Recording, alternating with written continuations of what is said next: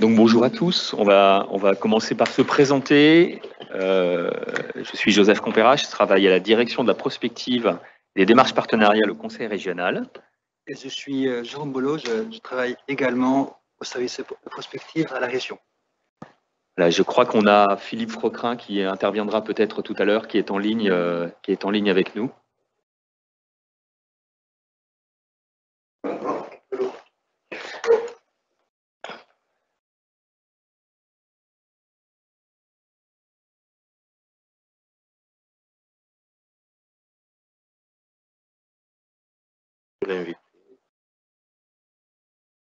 Perdu mon PowerPoint.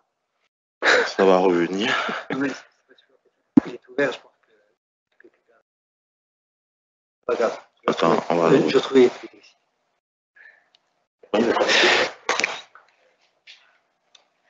Bon, il va être connecté pendant l'intervention. De toute façon, le début de l'intervention, il nous paraissait important en début d'intervention de vous redonner un petit peu le contexte, parce qu'on est sur un séminaire de données. Nous n'incarnons pas du tout des gens qui produisons de la donnée au sens propre, et en particulier de la donnée universitaire. Nous incarnons une position très particulière qui est celle, d'une certaine façon, d'un des clients de la donnée. Et il nous paraissait important de prendre juste 2 minutes pour vous exprimer le besoin qu'en tant que collectivité locale, mais en tant qu'acteur public en général, le besoin que nous avons de disposer de données qui soient robustes et qui aient du sens, qui soient problématisées pour pouvoir, dans un second temps, les investir dans l'action publique. L'action publique dont on va parler ce matin, c'est une action publique de planification, d'aménagement du territoire, de développement économique, une action publique un petit peu stratégique. Nous appartenons à une direction qui rédige ce qu'on appelle le schéma régional d'aménagement et de développement du territoire, d'égalité territoriale, le SRADET. Alors, on ne va pas s'enfermer dans les grands titres. Simplement, ce qu'il faut bien concevoir, c'est qu'une direction comme la nôtre, au sein du Conseil régional, qui est une toute petite direction, sert à alimenter les réflexions pluriannuelles qui sont adoptées par les élus, validées par les préfets. Ces réflexions pluriannuelles, elles touchent différents thèmes. L'aménagement du territoire, le développement éco de la région Bourgogne-Franche-Comté pour les 5 ans qui viennent. Les directions viennent nous voir en nous disant, on en est où? Il est où le diagnostic du territoire? Quels sont les grands enjeux? Et quelles sont les priorités de l'action publique que nous devons conduire?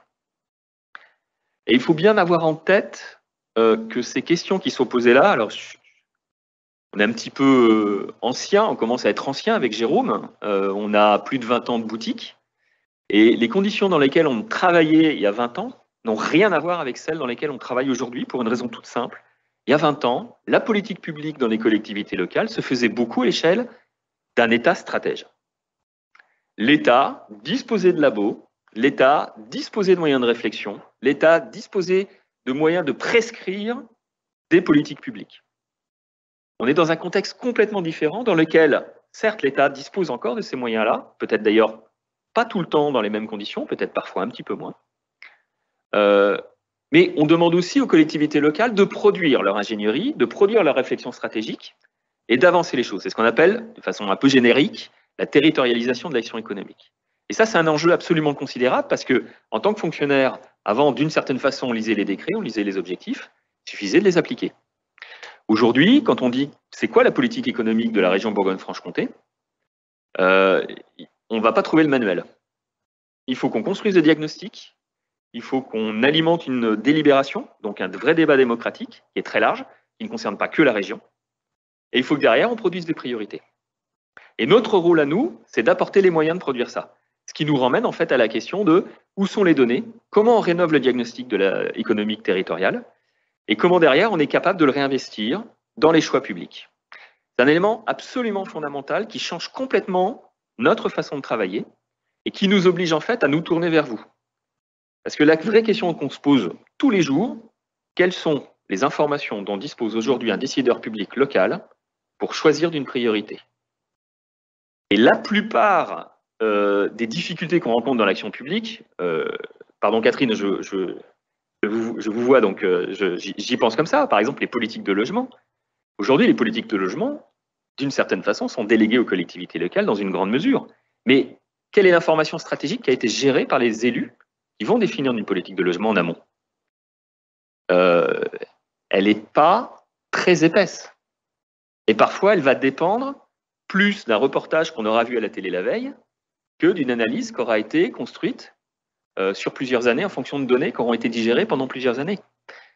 C'est un petit peu l'enjeu qu'on a de notre côté, si vous voulez. C'est travailler avec un système médiatique qui produit beaucoup d'informations, produit beaucoup de récits, produit beaucoup de discours. Puis de l'autre côté, des constats de surproduction de logements dans certains EPCI, de production de logements qui ne sont pas à la bonne taille, etc., etc. Typiquement, je prends l'exemple du logement, mais vous pouvez le prendre sur d'autres domaines. Donc, là, ce qui nous importe, c'est à la fois d'avoir des données robustes, mais aussi de pouvoir les donner au territoire en amont des stratégies qu'ils vont définir. Voilà, ça c'est le cadre. Et après, on va passer aux conditions dans lesquelles on veut travailler. Je suis perdu dans la présentation, mais c'est pas... Oui, il y a un point qui est important aussi, c'est que ce n'est pas simplement la région aujourd'hui qui décide, mais on est encore en train de décranter, de revenir à un cran encore plus bas, qui est celui des communautés de communes, ce qu'on appelle les EPCI, établissements publics de coopération intercommunale. Il y en a à peu près 112, 113 en Bourgogne-Franche-Comté. Vous savez, hein, c'est les rassemblements de communes. Et typiquement sur une politique économique, il y a un schéma régional. Donc la région dit des choses, négocie avec l'État. On va prendre un schéma régional. Et on intervenait la semaine dernière sur l'inauguration du schéma régional de développement économique, en présence universitaire, on va revenir. Et il y a derrière aussi des EPCI, 116 EPCI, des présidents de Comcom, donc qui sont des élus ruraux, qui sont des gens qui vont décider de beaucoup de choses. Hein. Ils vont décider de l'attribution de certaines aides directes. Ils vont décider de la quantité de terrain à viabiliser. Ils peuvent décider potentiellement de la nature de l'affectation des terrains à viabiliser. Et d'une certaine façon, ils guident beaucoup de choses dans le développement économique. Et ces gens-là, il faut absolument aussi leur apporter tout ça. Donc, on en était là. Ça, c'est le contexte général. Et le contexte particulier, c'est celui de l'adoption. Alors, je vais travailler d'économie, mais on va élargir après à tous les autres sujets. C'est l'exemple qu'on a choisi de prendre avec vous, c'est celui du développement économique. Une approche transversale, pardon, oui, parce que j'ai essayé de contextualiser par rapport aux informations qu'on a données tout à l'heure.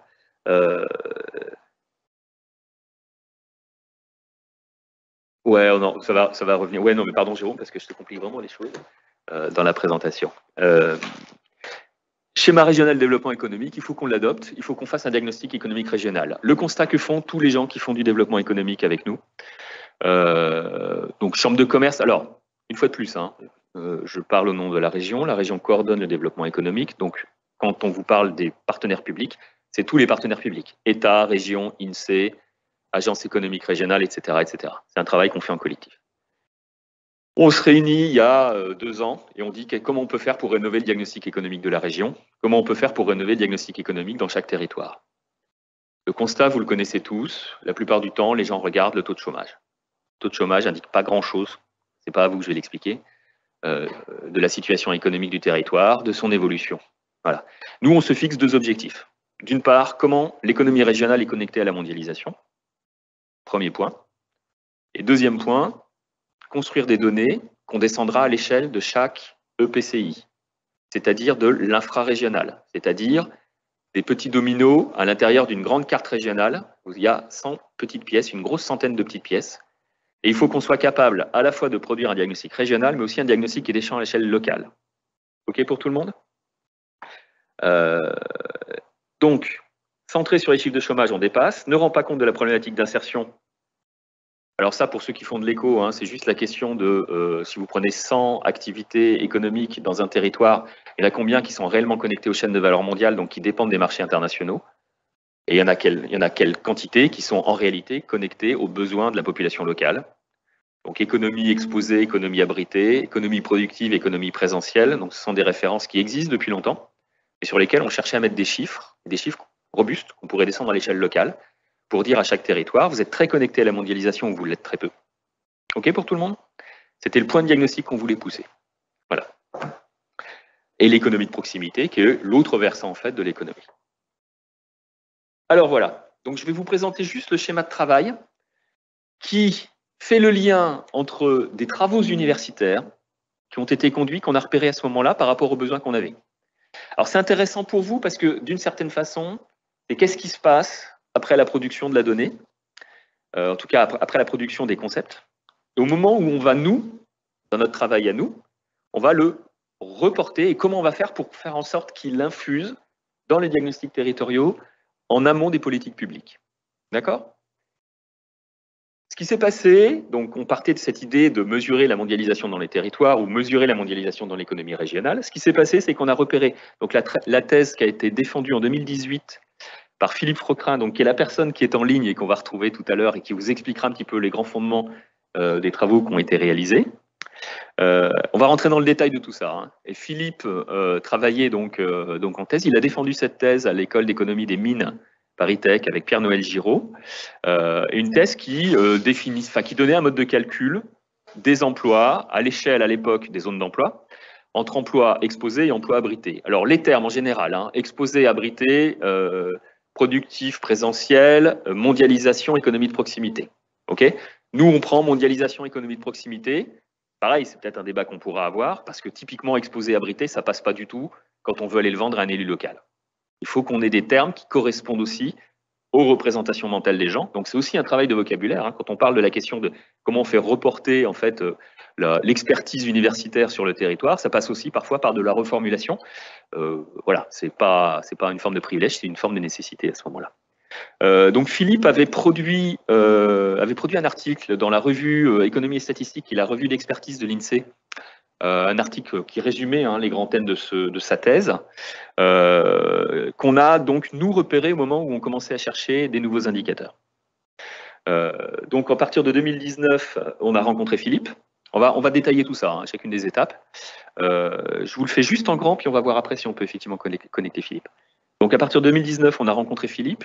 On a créé un groupe de travail avec tous les partenaires de développement économique en présence de Philippe, dans lequel il est venu exposer sa méthode de travail. Il y avait les gens de l'INSEE qui ont été intéressés et qui ont retravaillé en fait les fondements des modes de calcul qui avaient été exposés par Philippe Froquerin et défendus dans sa thèse, avec deux objectifs. Il travaillait alors d'abord sur des bases de données qui ont été un petit peu modifiées pour pouvoir intégrer d'autres types d'activités. Il travaillait sur des bases de données ACOS, on en reparlera, mais qui n'intégraient pas les métiers de l'agriculture. Donc on a travaillé avec de nouvelles bases de données. On a deuxième changement, Philippe travaillait à la notion de zone d'emploi. Alors je le fais vite, pardon. Hein. Zone d'emploi, c'est grosso modo un département divisé en 3 ou 4. Les EPCI, c'est beaucoup plus fin. La zone d'emploi, il n'y a personne derrière. C'est un périmètre statistique. Vous n'avez pas d'interlocuteur. Nous, on voulait pouvoir produire une statistique à l'échelle de gens à qui on pourrait parler. Voilà. On ne parle pas à une zone d'emploi, il n'y a personne derrière. Par contre, si vous produisez des statistiques à l'échelle d'un établissement public de coopération intercommunale, donc un regroupement de communes, là, vous avez une assemblée délibérante, vous avez un président, vous avez un service administratif qui est à votre écoute et qui est intéressé et qui doit produire de la politique publique. Donc il faut aussi, ça c'est un autre élément, je dirais de façon transversale dans ce travail d'articulation entre la connaissance universitaire et l'action publique, il faut aussi qu'on définisse des périmètres qui sont connectés à l'action de l'action publique. Et très souvent, les statistiques sont dans des périmètres qui ne parlent à personne. La zone d'emploi, ça n'existe pas, il n'y a pas une personne qui porte la casquette zone d'emploi. Donc vous produisez des statistiques pertinentes par rapport à la géographie probablement, mais qui ne nous permettent pas d'être opérationnels dans un second temps, donc il faut qu'on fasse ce travail-là.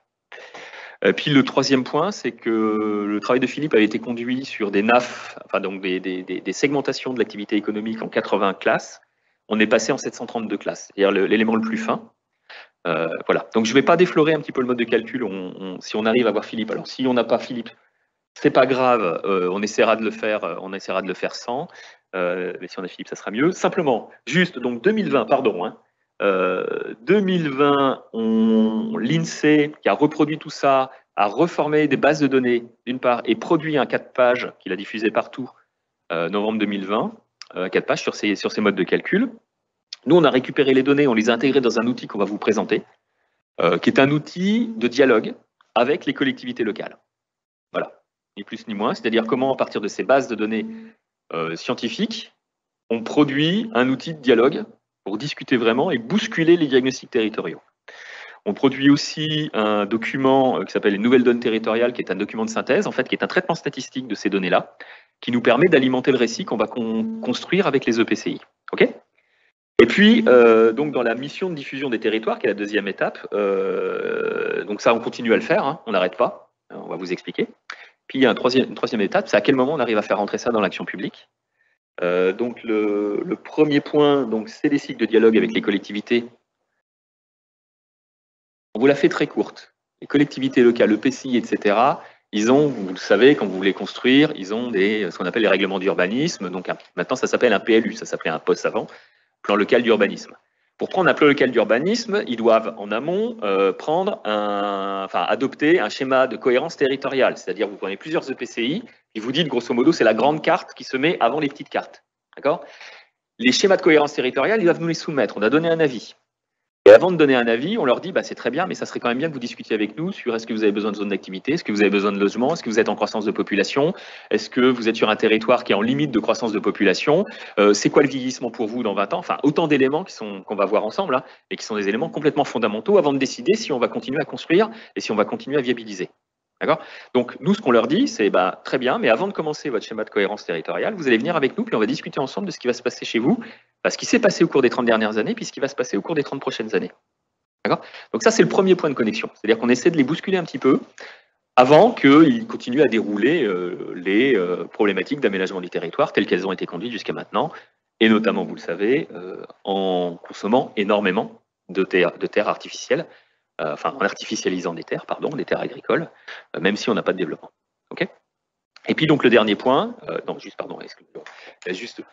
dernier point, c'est le travail qu'on fait. Donc on est intervenu la semaine dernière sur l'ouverture du fameux schéma régional de développement économique. Vous savez, j'ai commencé mon introduction en vous parlant de ces grands schémas de 5 ans qui sont pris au niveau régional, adoptés par tout le monde, validés par le préfet, etc. Le nouveau schéma régional de développement économique, donc l'ancien a été adopté il y a 5 ans, le nouveau va être adopté en juin 2022.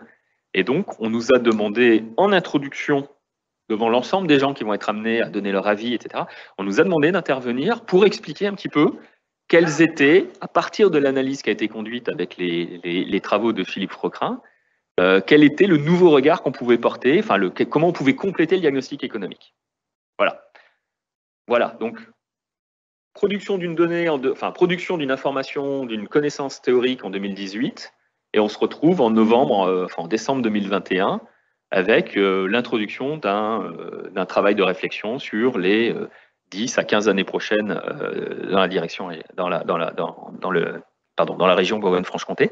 Et il est très clair que si on n'avait pas fait ce travail-là, on n'aurait absolument pas conduit le même diagnostic.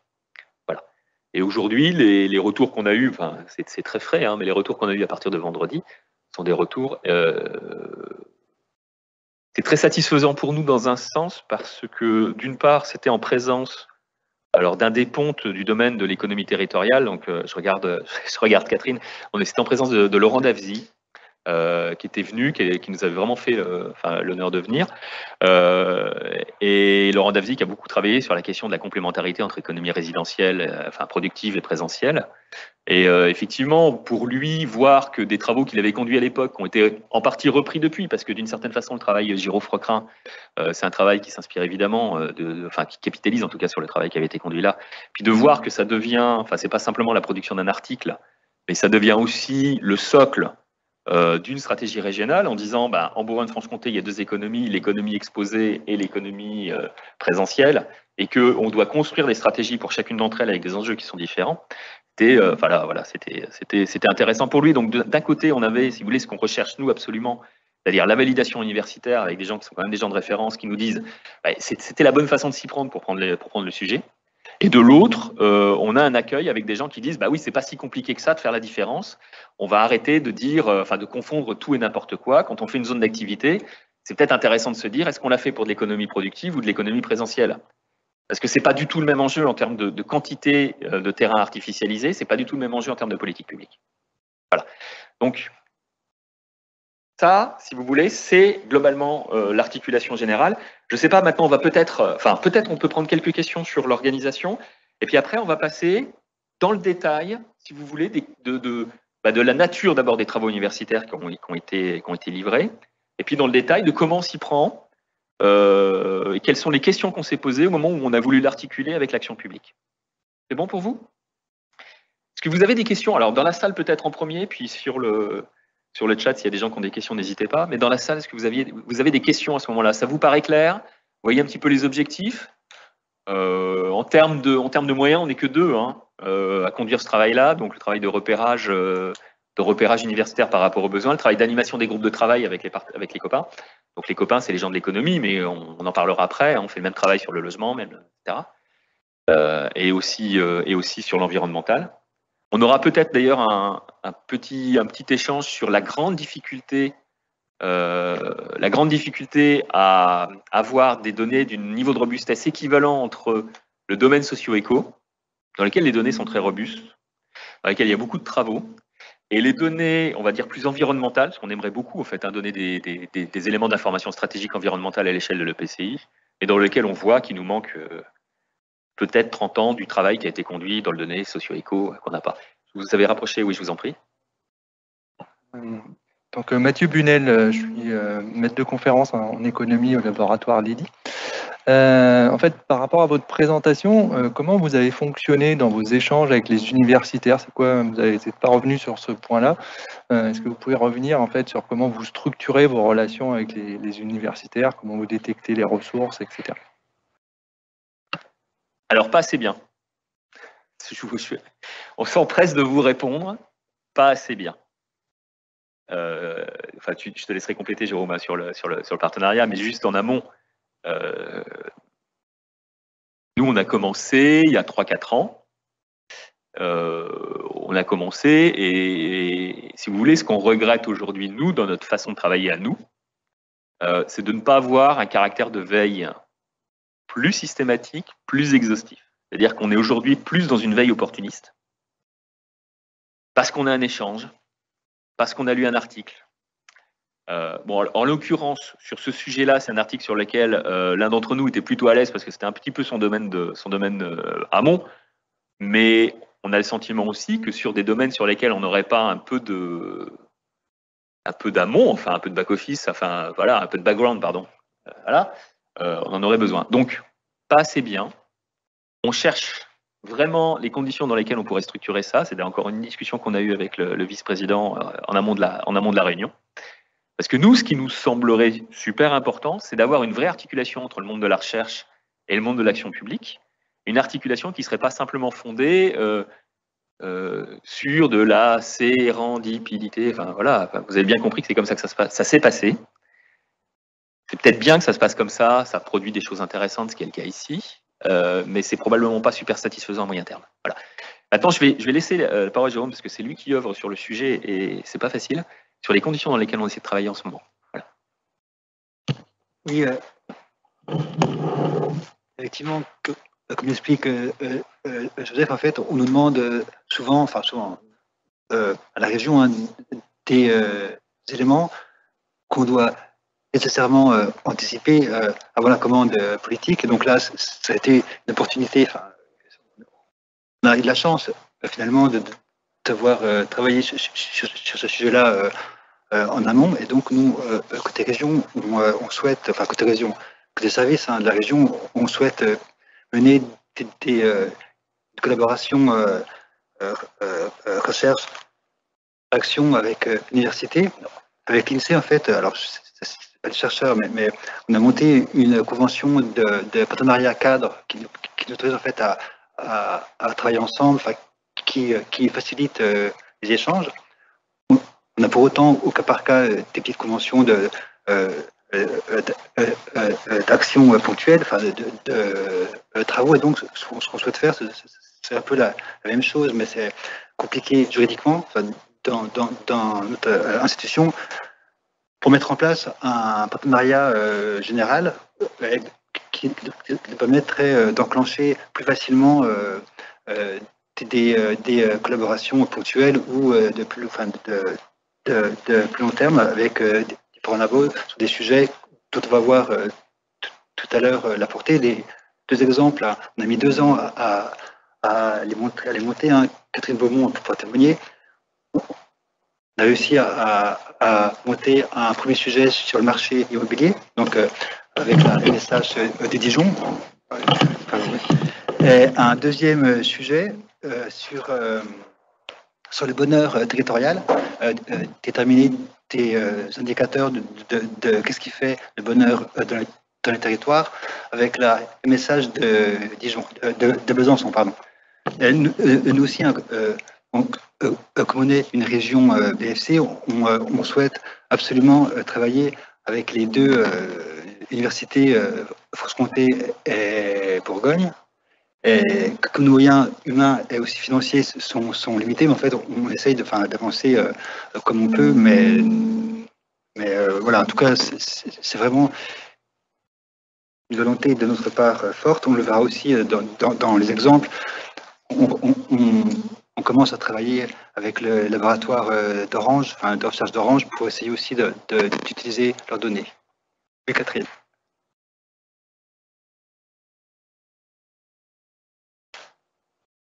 Oui, je peux intervenir aussi s'il n'y a pas d'autres personnes qui ont levé la main avant moi. D'accord. Okay. Je vais rebondir effectivement. Je pense que ce que vous avez dit, c'est Mathieu, comment on travaille en fait avec la région. Et, je pense aussi qu'on peut faire mieux. Hein, c'est-à-dire qu'on a eu plusieurs fois des échanges. D'abord parce que du côté nous des universitaires, je me suis aperçue que très récemment, en fait, qu'il y avait les financements de la région pour des projets de recherche. Là, on a pratiquement, on peut penser qu'on a suffisamment d'informations, en tout cas quand on est dans les réseaux, et ce qui nous est présenté là, ce qui sont deux choses différentes en fait, hein, Mathieu. Là, c'est une demande qui remonte de la part des services de la région et qui ne sont pas la partie financement de la recherche par la région. Voilà. Et donc ces demandes, moi j'avais trouvé qu'ils étaient étanches, alors que en réalité ils ne devraient pas, parce qu'il y a des sujets il y a des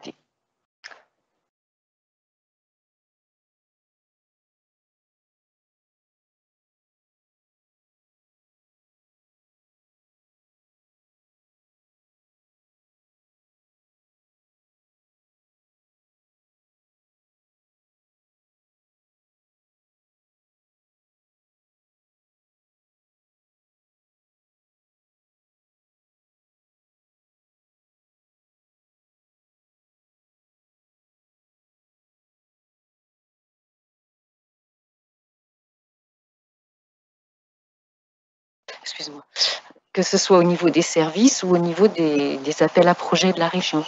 Voilà. Et sur le domaine de l'économie, c'est vrai que dans le laboratoire, il y a beaucoup de chercheurs qui peuvent alimenter, Mathieu pourrait en parler, mais les aspects au moins d'économie du travail, de mobilité, d'évaluation de politique publique, quoi. Mais c'est vrai que nous, on note aussi que ça pourrait être mieux fait et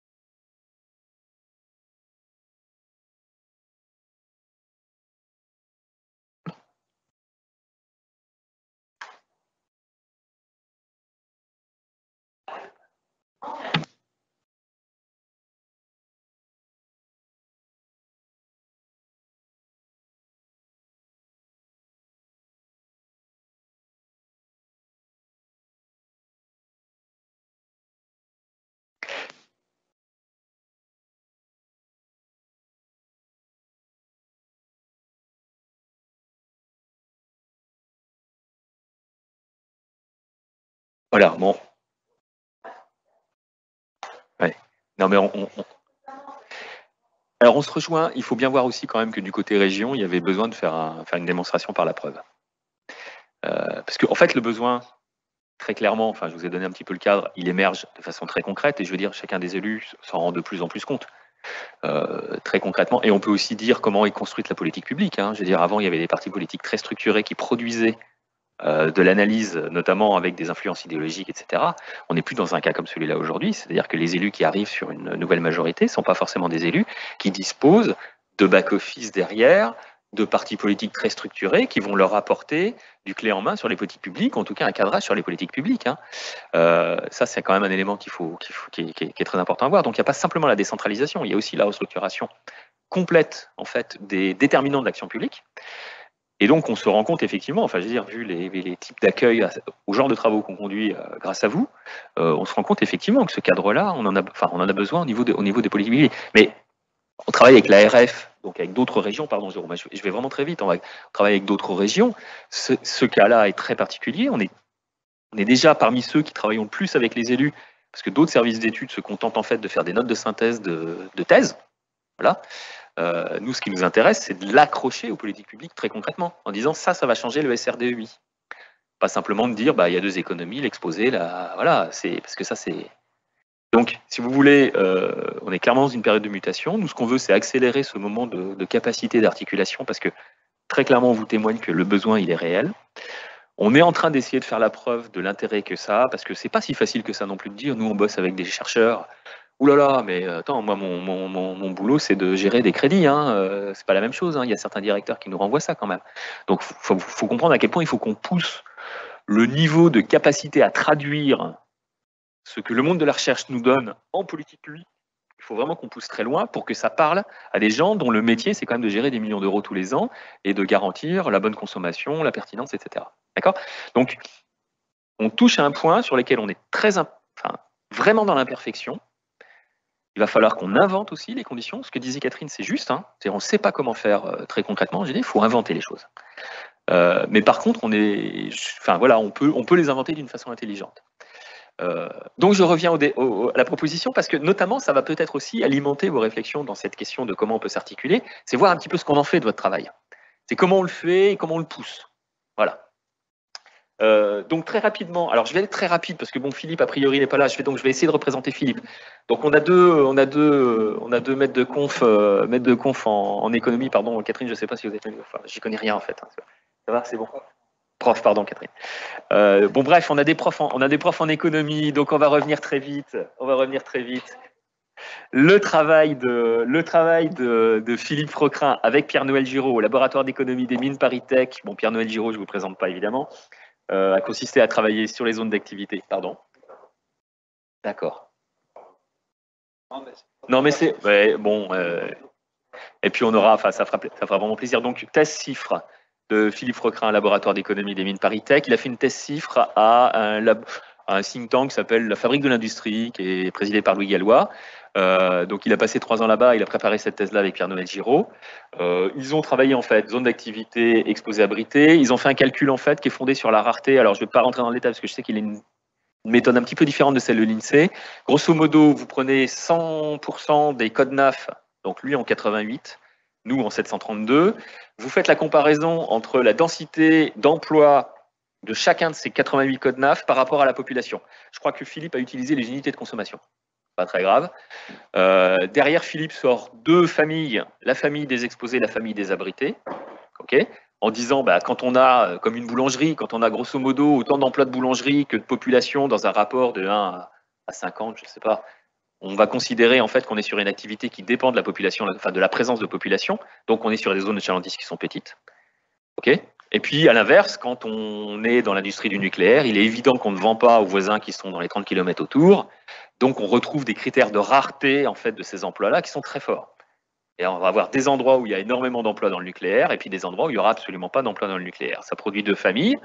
Méthode de calcul, alors on a revu Laurent Davzy, c'était les méthodes de calcul qu'ils avaient utilisées avec Magali Talandier à l'époque où ils avaient fait le productif présentiel, qui avait été repris par l'INSEE.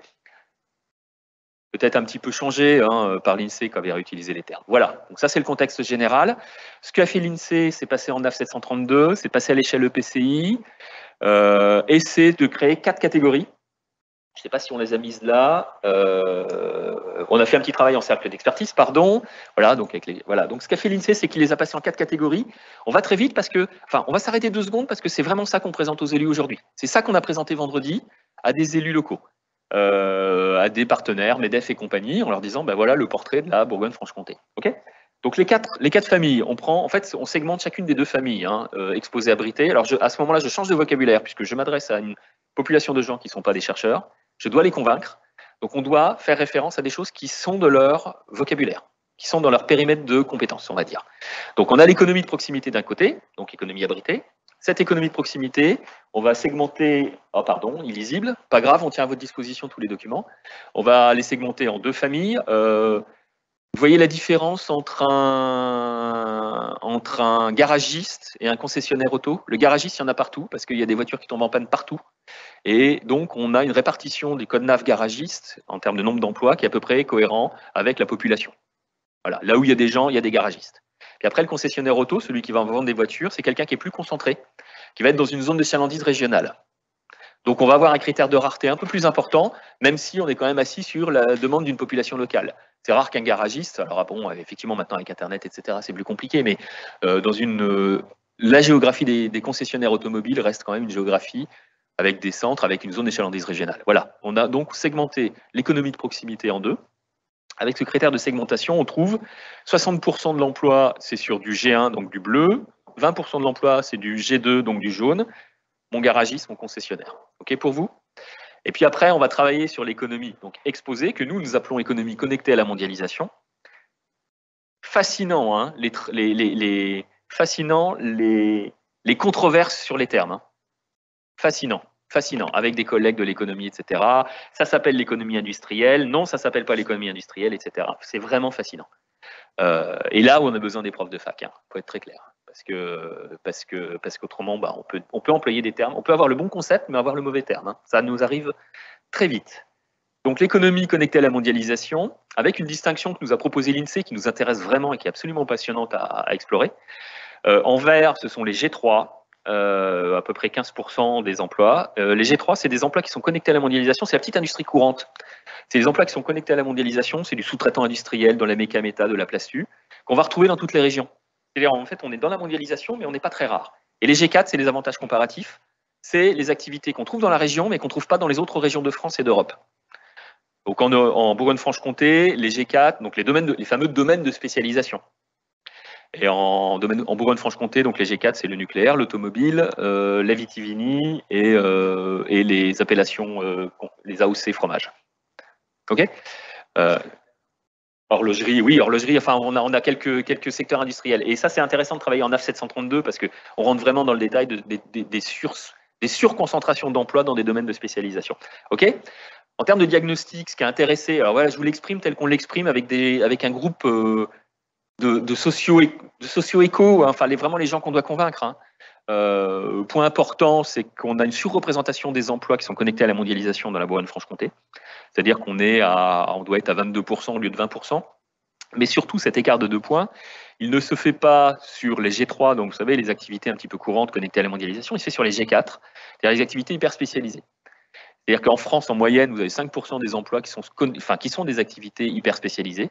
Et en Bourgogne-Franche-Comté, c'est 7. Donc un écart de 2 points sur 5 au départ, ce qui est quand même un écart intéressant. Et vous savez, ça justifie un petit peu tout ce qu'on dit quand on dit c'est une région très industrielle, etc. Alors c'est pas que l'industrie, parce que le vitivini compte aussi beaucoup en termes de masse d'emploi. Mais voilà, donc on est une région qui a des domaines de spécialisation qui comptent beaucoup. Et puis bah, après, avec eux, alors on va pas vous le détailler parce qu'on vous en fera pas l'injure, mais après avec eux, on explique à partir des théories de la base, dans quelle mesure c'est très important d'avoir dans une économie régionale des emplois qui sont connectés à la mondialisation, des activités qui sont connectées à la mondialisation.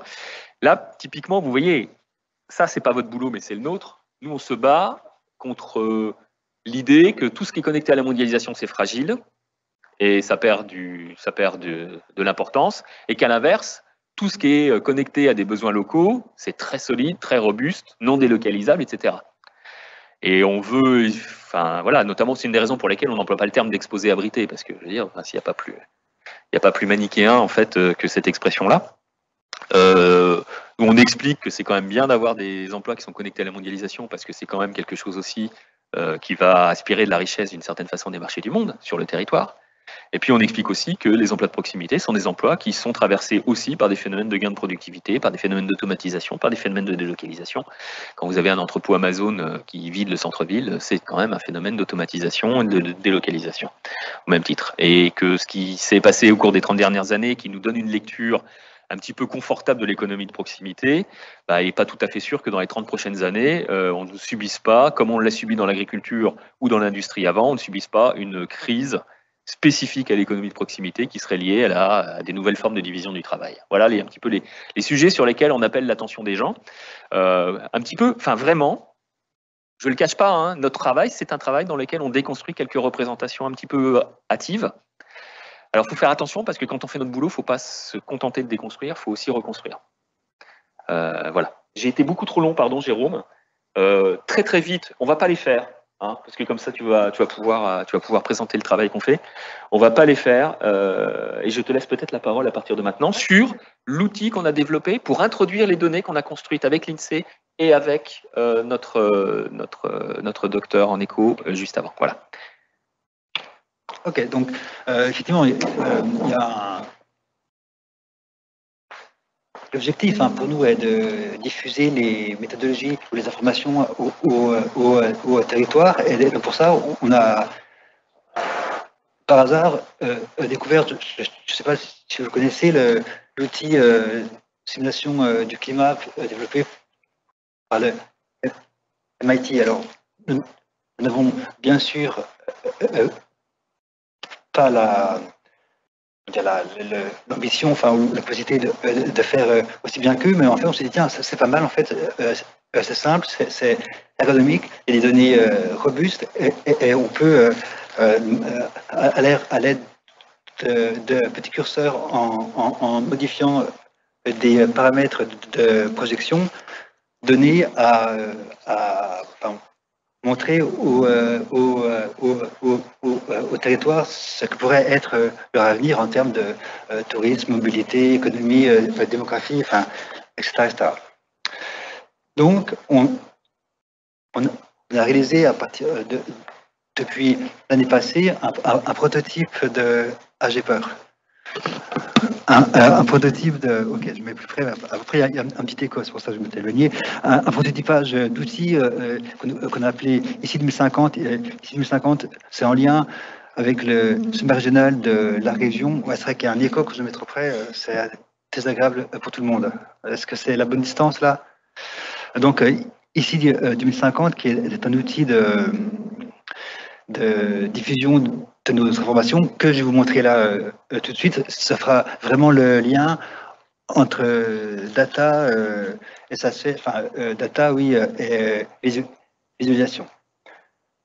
On diffuse aussi ces éléments sous forme plus classique en permettant en fait de mettre à plat le récit, la méthode utilisée et des résultats aussi de données sans pour autant être si précis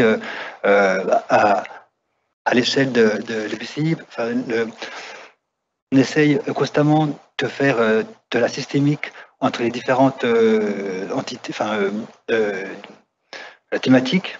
Et en tout cas, ce sera plus concret dans la démonstration tout à l'heure. Et en termes d'action publique, effectivement, concrètement, entre les travaux de chercheurs et ce qu'on en fait en termes de politique publique, l'exemple de Joseph, où le SRDU, vraiment le barmature qui va décider des investissements de la région pour le développement de l'économie s'articule sur une nouveauté de la recherche, alors que peut-être on aurait continué à travailler par filière agricole, automobile, ce qui est bien aussi, mais avec l'approche différenciée d'économie de proximité et d'économie ouverte au monde, on peut être beaucoup plus fin et plus précis sur le soutien que peuvent faire les collectivités au monde économique.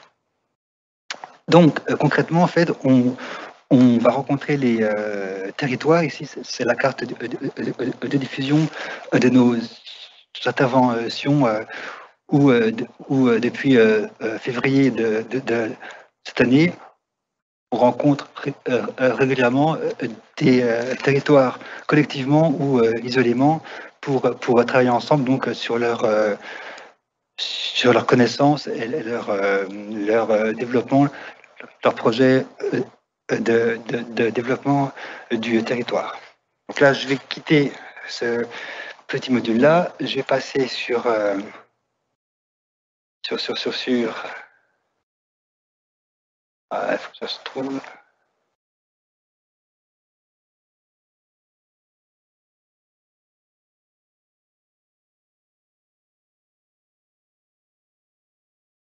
Que je réfléchisse. Pardon, hein, j'ai le temps. Voilà, je vais relancer. Donc ça, c'est Ah ben, tant pis. ça, c'est l'outil qu'on utilise quand on rencontre un EPCI. Au départ, c'était conçu avant le Covid.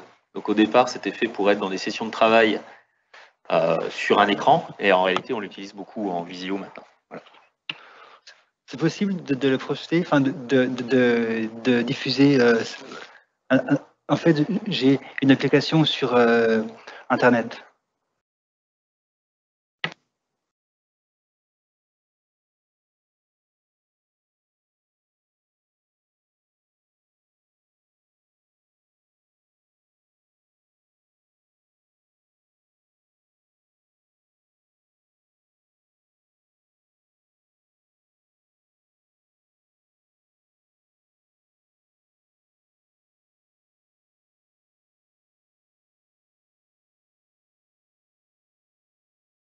Je me mets, hein, c'est une application qui pour l'instant est un prototype, c'est-à-dire qu'on a développé en interne à la région parce qu'on n'avait aucun cahier des charges des fonctionnalités de l'outil. Enfin, on savait, ça marche. C'était bien tout à l'heure, c'est pas grave. Oui, mais Sinon, vous ne voyez pas. personne ne voit. Non, mais il y aura un moment, on l'a vu. Ah, Oui, parce que je l'ai déplacé. sinon, si je partage l'application depuis. Ah non. Voilà. Ouais, très bien. Merci beaucoup. Merci beaucoup. Je vais quand même mettre en grand écran. Voilà, donc c'est une version est un prototype hein, qu'on a construit au fur et à mesure de nos avancées. On a défait, voilà. Donc l'idée, donc, c'est que chaque territoire, chaque EPCI de la région dispose de la même information. Ça c'est quelque chose en termes de politique publique qui est important. Il y a des territoires qui ont de l'ingénierie qui peuvent produire leurs propres données, leurs propres analyses, mais pas tous.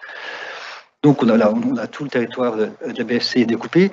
Je vais prendre pour présenter ce qu'on en fait. L'exemple présenté juste à l'instant par Joseph, avec le découpage des emplois selon qu'ils sont de proximité. Je ne sais pas si on voit, non, on ne voit rien du tout. Selon qu'ils sont de proximité ici ou universelle, hein, c'est-à-dire la cartographie des territoires qui sont plus enfoncés, plus ces territoires ont de l'emploi ouvert à la mondialisation, et plus c'est clair, plus ce sont, moins ce sont des emplois ouverts à la mondialisation. Enfin, les territoires ont moins d'emplois ouverts à la mondialisation, et donc on retrouve aussi les découpages G1, G2, G3, G4, avec ici des éléments comparatifs, parce que c'est important aussi pour les EPCI de pouvoir se situer par rapport à leurs voisins et aussi par rapport à des territoires qui leur ressemblent. En ce sens, avec l'INSEE, on a travaillé sur une typologie des territoires, toujours, hein, si vous vous rappelez ce qu'a dit Joseph au début, il y a des méthodologies ou des données ou des travaux qui sont faits sur un découpage administratif ou autre, zone d'emploi ou bassin de vie ou autre territoire, que sais-je. Nous, ensuite, la difficulté, c'est de pouvoir utiliser ces travaux pour les faire ressortir à un échelon administratif avec des élus, des techniciens avec lesquels on peut travailler. Voilà. Et donc, les territoires sont classés par typologie, et le territoire sélectionné, par exemple ici, Rive de Saône couronne d'un pôle, hein, c'est donc ce territoire belge. Et bien, en fait, on peut comparer ces données par rapport à une moyenne régionale, certes, mais aussi également par rapport aux autres territoires qui lui ressemblent, en tout cas qui sont de la même typologie. Donc voilà, donc on retrouve vraiment, on peut travailler avec l'ensemble des territoires, enfin comme a dit Joseph, sur les économies. J'ai un G4, on regarde par exemple, si on cartographie la couche G4, on se rend compte que les territoires qui sont plutôt forts en économie ouverte au monde, ce ne sont pas forcément les grandes villes, comme on l'entend souvent. On entend souvent un discours métropolitain, ce sont les grandes villes qui sont connectées au monde, etc. Paris, Shanghai, New York, disons, ben, c'est pas. En tout cas là, les territoires chez nous en BFC qui sont le plus ouverts à la mondialisation, c'est-à-dire dont leur économie dépend des relations ou des ventes avec l'extérieur, c'est effectivement c'est plutôt l'automobile ici, le vignoble, Chablis ici aussi, et d'autres économies comme le nucléaire, enfin ou d'autres, voilà. Mais le tertiaire mondialisé, s'il existe, il pèse il pèse peu, pardon, dans la statistique. Donc là, ici, on a vraiment un ensemble donc, de thématiques qu'on a travaillé. Donc, alors, quand on va voir les territoires, on le représente, on a deux manières de travailler avec les territoires. Soit, pour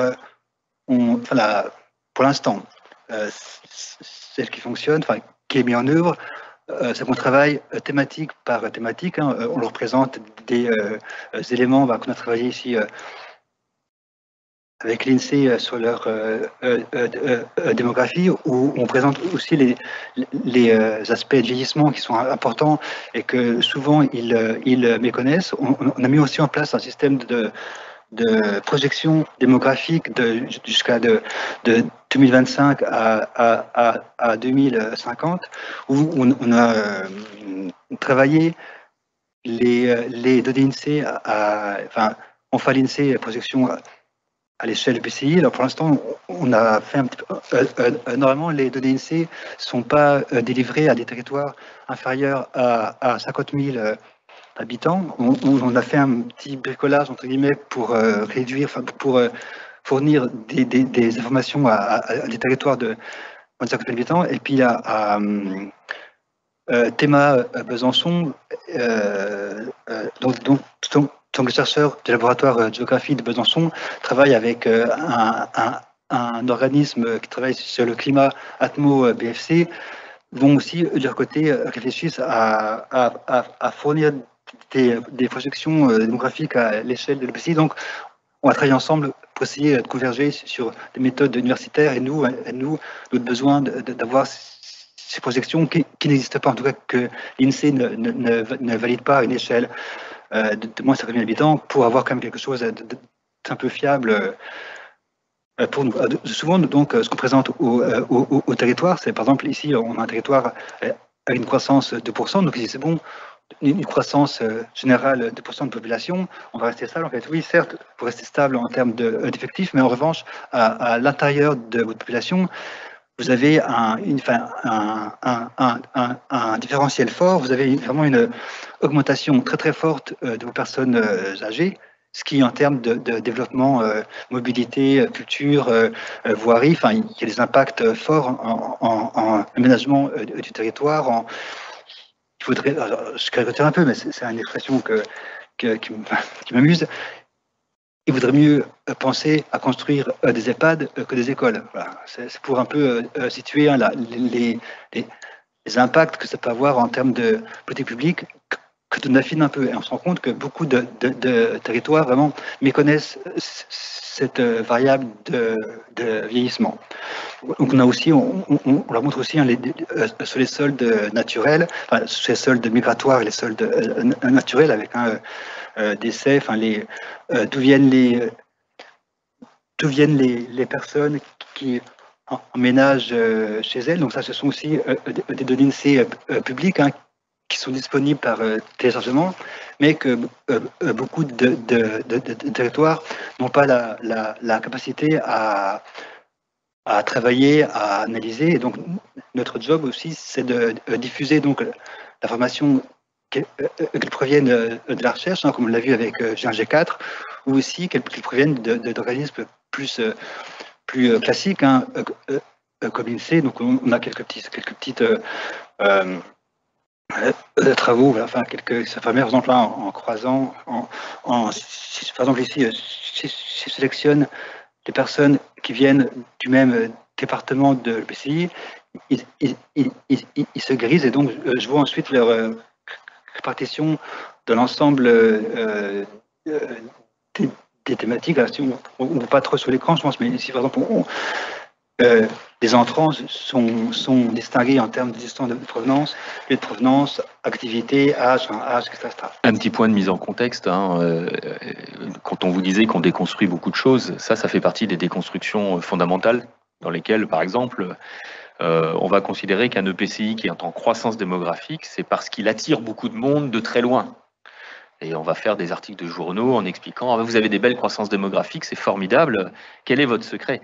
Et nous, ce qui nous intéresse à ce moment-là, c'est de dire mais oui, mais enfin, si 4/5 des gens qui font la croissance démographique du territoire viennent en fait de l'EPCI juste à côté, moins de 50 km, on est juste sur des espèces de flux internes qui sont liés à des stratégies immobilières, par exemple. On va construire le pavillon dans du périurbain, typiquement. Le périurbain, typiquement, ce ne sont pas des territoires qui ont des croissances démographiques exogènes, ce sont des croissances démographiques complètement internes, avec un flux de circulation de population à l'intérieur de la région, donc aucun gain pour la région, si ce n'est qu'on va artificialiser.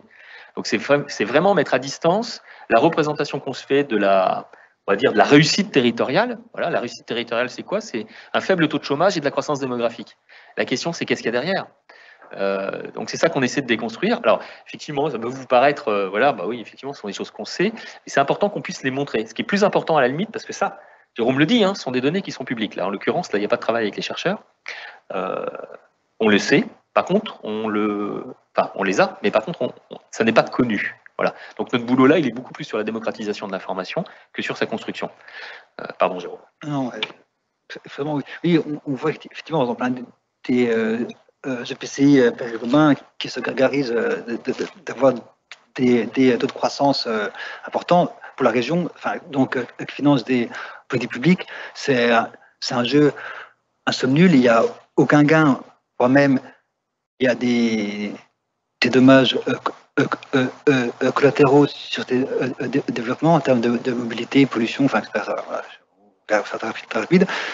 On parlait aussi tout à l'heure, là c'est pas encore présent, on va travailler, on a déjà commencé à travailler avec le laboratoire d'Orange hein, qui fournit des données de présence issues des bornages des téléphones mobiles.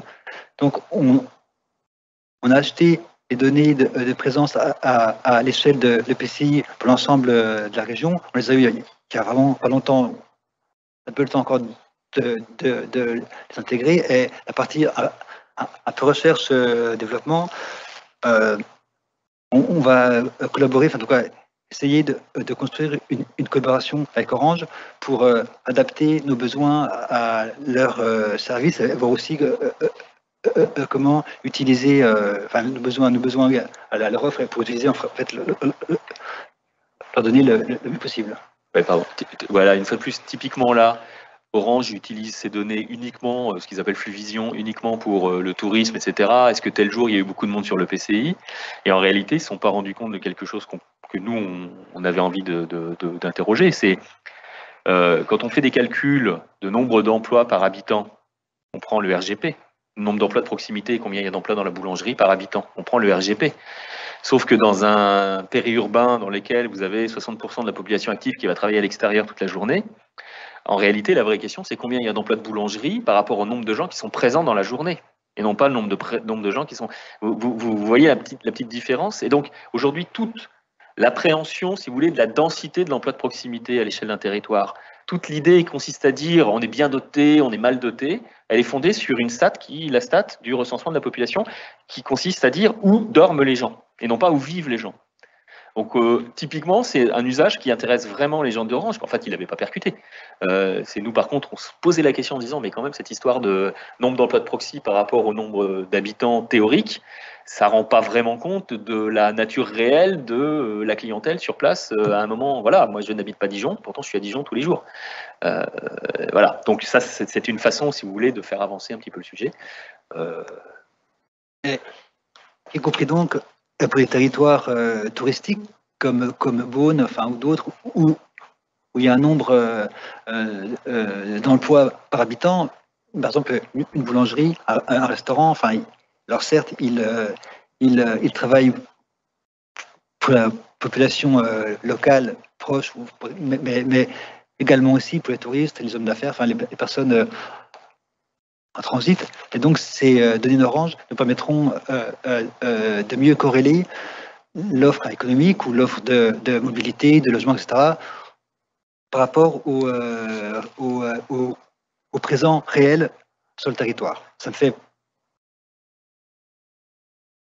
Parce que aussi, donc, sur la boîte logement, ce sont également des données publiques INSEE. On va travailler avec les collègues de Dijon sur cette thématique qu'on a commencé à aborder, mais qui est encore vraiment incomplète. Hein. Donc, ce qui a été fait sur l'économie, on va le faire sur cette partie logement. On a donc des données INSEE. Enfin, ici, ce sont donc ici les données INSEE issues du recensement. Et on fait des petites des petits croisements, par exemple, hein, en sectionnant tous les T4. Je sais si ce sont plutôt donc, des maisons ou des appartements, et puis leur année de construction. Je peux aussi sur les maisons, hein, si on sélectionne toutes les maisons de cette EPCI, on peut voir rapidement, en fait, d'un seul coup d'œil, comment se répartissent ces maisons-là. Ça, en fait, ce sont des données simples, mais en termes de politique publique, nous, la diffusion de manière visuelle, graphique, et puis facilement compréhensible, vraiment importante. C'est pour ça qu'on fait aussi l'articulation entre des méthodes robustes et aussi des méthodes graphiques qui soient compréhensibles. Et, on a le souci de diffusion de manière simple d'informations qui peuvent être complexes. C'est par exemple la demande des logements. On a ici un petit tableau visuel qui permet en fait de faire le lien entre la taille des logements et puis la taille des ménages qui l'occupent. Enfin, qui les occupent. C'est-à-dire qu'ici, là, quand c'est vert, ce sont plutôt donc des logements qui sont occupés par des ménages de bonne taille, entre guillemets, parce qu'évidemment, c'est pas si simple. Hein. Et quand c'est rouge, ce sont plutôt donc des logements qui sont occupés par des tailles, par des ménages dont la taille est pas trop en adéquation donc avec la taille du logement, soit que le logement est trop petit, soit que le logement est trop grand. Et ça montre, par exemple, par EPCI, ça peut montrer alors, si je crois que j'ai fait la carte, pas dans cette version-là, mince, parce que j'ai une version plus récente, et il n'y a pas bref, peu importe. Ça montre territoire par territoire, là où il y a par exemple, il y a des situations de personnes seules qui sont dans des logements bien trop grands, donc en termes de chauffage, en termes d'entretien, etc. Ça peut, et puis ça peut aussi peut-être montrer, parce qu'on va le travailler ça prochainement, ça peut montrer mieux montrer hein, l'adéquation entre taille des ménages actuels, taille des ménages, si on revient ici hein, sur la projection de démographie, outre les populations, on a aussi, qu'on n'a pas encore mis dedans, les projections par taille de ménage, c'est-à-dire qu'on pourra croiser projection démographique de 2025 à 2050 en termes de taille des ménages et puis nombre de ménages et parc existant, c'est-à-dire d'accompagner les EPCI pour choisir en fait les futures constructions ou réhabilitation de logements.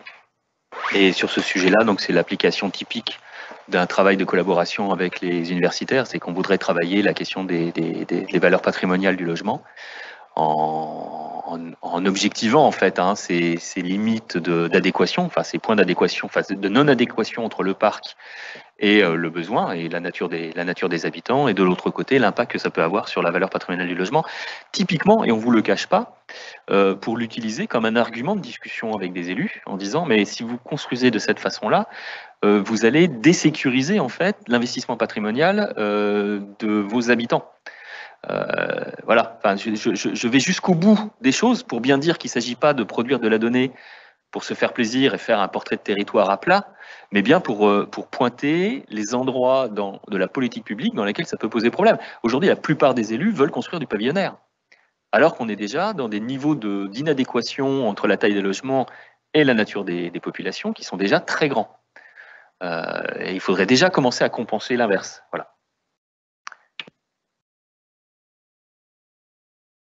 Oui, les revenus. Donc, c'est une information que beaucoup d'universitaires ont travaillé et qui, ici, donc, les revenus représente la somme de tous les salaires ou aides sociales, ce que gagnent les gens, en tout cas, ou ce qu'ils déclarent aux impôts, c'est ça, en fait, c'est la somme de toutes les déclarations d'impôts, pas seulement, parce que, en tout cas, voilà, c'est ce que gagnent tous les gens, enfin, tous les habitants d'un territoire. Et donc, ça permet effectivement la cartographie donc, présente les différences de richesse des habitants du territoire. On se rend compte ici que la bande frontalière avec les salaires suisses permettent en fait des hauts salaires aux habitants, et puis il y a d'autres territoires qui sont un peu moins, enfin, dont les habitants en moyenne sont un peu moins riches. Donc là ici, on a segmenté les revenus par revenus de redistribution, retraite, aide sociale, enfin chômage et aide sociale, les revenus d'activité, c'est-à-dire les revenus des personnes qui travaillent. Alors, donc que ce soit en interne, c'est-à-dire c'est des gens qui résident et qui travaillent de la même EPCI, donc c'est-à-dire ce sont donc des revenus d'actifs qui travaillent et qui résident dans l'EPCI, et les externes, ce sont des revenus des personnes qui résident dans l'EPCI, mais qui travaillent hors de l'EPCI. Typiquement, on peut voir que la part des revenus externes est plus importante dans les EPCI périphériques des grandes agglomérations. C'est-à-dire qu'ici, il y a des mouvements pendulaires. Les gens dorment ici et puis travaillent ici, ou dorment ici, travaillent ici, ou dorment ici et puis travaillent ici. Voilà, donc ça permet en fait de montrer aussi au territoire que pour certains territoires, en fait, que l'activité ne représente, enfin, les emplois sur le territoire travaillés par les personnes qui vivent sur le territoire ne représentent moins de la moitié des revenus de la population. C'est-à-dire qu'il faut penser que, par exemple, il y a quelques territoires ici où les revenus sociaux représentent une part vraiment hyper importante des revenus du territoire. C'est-à-dire que la moitié des revenus des habitants provient des revenus de redistribution nationale ou départementale, comme c'est le RSA, mais pas des activités du travail. On a aussi donc une boîte en lien avec le navigateur sur les données donc de déplacement de travail, où on travaille aussi avec des organismes qui nous aident en fait à mesurer la part de CO2 produite par les déplacements navetteurs. Le coût aussi que représentent alors on ne voit pas, c'est vraiment petit, hein, le coût ici par exemple, j'ai l'exemple, hein, je vais prendre cet exemple de cette EPCI, on a 1300 personnes qui utilisent leur voiture pour, donc des personnes qui résident dans cette EPCI et qui travaillent hors de cette EPCI, qui prennent leur voiture et qui donc génèrent 5000 tonnes de CO2 par an, enfin tous, hein, pas qu'un seul, et qui, eux, par contre, pour la totalité, ils dépensent 3 millions d'euros par an. Alors c'est pareil, c'est l'ensemble, c'est pas une seule personne, mais en fait, cette somme de 3 millions d'euros, ça représente 11% des revenus. Si on rebascule ici, hein, c'est-à-dire les personnes qui habitent cette EPCI-là, en fait, la somme de leurs revenus s'élève à 30 millions d'euros. Et donc, en termes le ratio coût d'essence par rapport à la somme des revenus, ça représente 11%.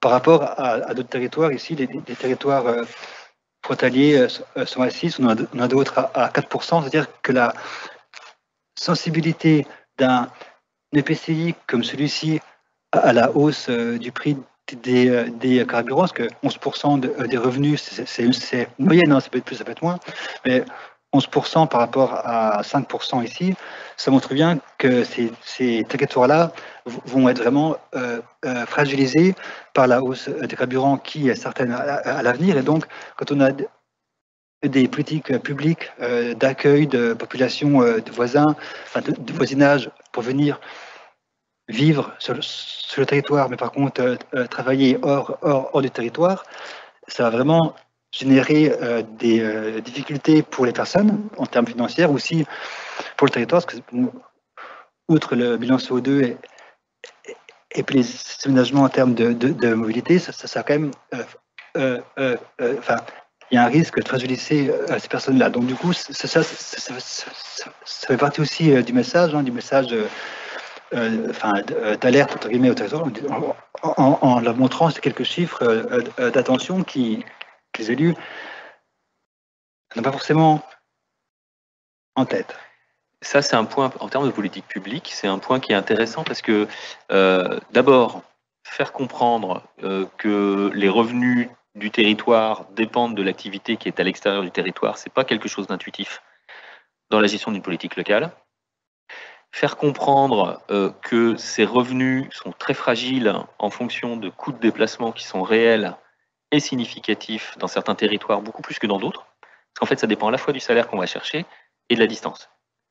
Donc c'est très variable, hein. On a parfois c'est 3% des salaires qu'on va chercher à l'extérieur sur des montants de salaire qui pèsent assez peu dans l'économie territoriale. Et parfois c'est 11% ou 15%, hein, je crois que c'était 15 le maximum.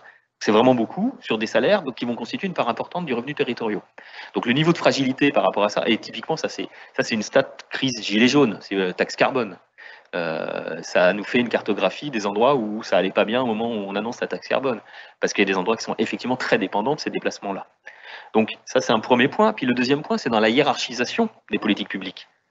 Parce que quand on sort le bilan carbone de ce que coûtent en fait les navetteurs, hein, dont c'est-à-dire que quand on fait parfois des politiques publiques, vous savez, dans les EPCI, dans les Comcom ou dans les régions, on prend toujours des grands chantiers, des grands plans de réduction des gaz à effet de serre, de réduction de l'empreinte carbone de la collectivité, etc. C'est absolument sans commune mesure, hein, en termes d'objectifs, avec ce qu'on est en train de gérer sur ces sujets-là. Hein. C'est-à-dire que là, on se rend compte que arrêtez tout, quoi. Enfin, c'est pas la peine. Enfin, on arrête les grandes. Là, on se concentre sur les politiques publiques, des grandes masses. Et les grandes masses de carbone aujourd'hui, c'est certes le logement d'un côté, mais c'est le déplacement de l'autre. Premier point. Et puis deuxième point, on va tout résoudre avec le transport en commun. Le transport en commun sur les navetteurs aujourd'hui qui sortent de l'EPCI, le record des EPCI, ça doit être 15%. Sur l'EPCI qui a eu un TER pendulaire toutes les 30 minutes, entre un point où il y a beaucoup de monde qui habite et un point où il y a beaucoup de monde qui travaille. Ça va être 20, c'est Dijon pour... Ouais, ils doivent utiliser le tram. Ça doit être c'est les gens du tram qui sortent de Dijon, parce que le PCI de Dijon est petit. Enfin, je sais pas. Mais bref, enfin, Beaune-Dijon, par exemple, ou Saint-Vite, Saint-Vite n'est pas dedans, mais Dole-Besançon, c'est ultra efficace, hein, comme système de transport en commun. Et en plus, en concurrence avec un système payant qui est celui de l'autoroute. Hein, donc, vraiment, économie. Voilà, on plafonne à 15. On va peut-être monter à 20, effectivement. Mais bref, 80% des transports, on va continuer à être des transports routiers, émetteurs de carbone, avec des taux d'autosolisme qu'on a du mal à mesurer. Hein. C'est pareil, ça fait partie des choses qu'on va essayer d'investiguer, mesurer il y a quelle quantité de voitures dans lesquelles il n'y a qu'une seule personne, etc. Mais on est clairement là, ça permet, en fait, si vous voulez, le propos n'est pas de dire c'est la catastrophe, le propos est de dire attendez, stop, on va commencer à s'occuper de ce qui est vraiment important. C'est super de mettre en place une grande opération à l'échelle de l'EPCI pour trier le papier et puis le différencier du plastique. Mais si on veut vraiment réduire l'empreinte carbone, il va falloir qu'on fasse autre chose, il va falloir qu'on s'occupe des choses. Et puis peut-être que les solutions ne seront pas forcément uniquement dans le transport en commun, mais il va falloir qu'on attaque directement le sujet des navetteurs, le covoiturage, etc. etc. Voilà, ça permet, si vous voulez, de mettre un petit peu des chiffres concrets derrière des déclarations de principe parfois, et puis de faire un ordre de priorité. Parce que les EPCI ne peuvent pas tout faire, et certains EPCI veulent vraiment attaquer dans ce qui est le plus important. Ce n'est pas le cas de tous les EPCI, hein. D'autres vont continuer à faire des opérations, voilà, mais ces sujets-là permettent en tout cas de donner des arguments à ceux qui veulent défendre les sujets et toucher les masses. Alors, voilà. On a balayé rapidement les différentes thématiques en lien avec les sciences humaines. Donc voilà, c'est une approche thématique, ou sinon ce qu'on est en train de travailler, c'est avec les territoires, c'est plus avec des approches globales par grande politique. Par exemple, la politique de croissance territoriale, elle en fait, donc on va sélectionner plutôt des indicateurs au lieu de regarder thème par thème. Donc on a commencé vraiment, c'est tout récent là, c'est une volonté parce qu'en fait tout au début on avait deux thématiques, après le mois suivant on a une troisième, le mois d'après on a une quatrième, et puis là on va continuer, on en aura 25 ou 30, donc c'est plus possible de travailler avec les territoires en travaillant thématique par thématique. Hein. On essaie dans des données de déchets, on essaie des données de l'artificialisation, bref, du coup, faut qu'on travaille sur une approche attractivité, bien-être, enfin, transition écologique, voilà, qui va nous permettre vraiment ce qu'on voulait faire dès le début, vraiment une approche transversale et systémique des différents items qu'on travaille avec vous, avec l'INSEE, avec d'autres partenaires pour appréhender la politique publique des territoires. Voilà. Ouais, si vous avez des questions, enfin, on les accueille avec plaisir.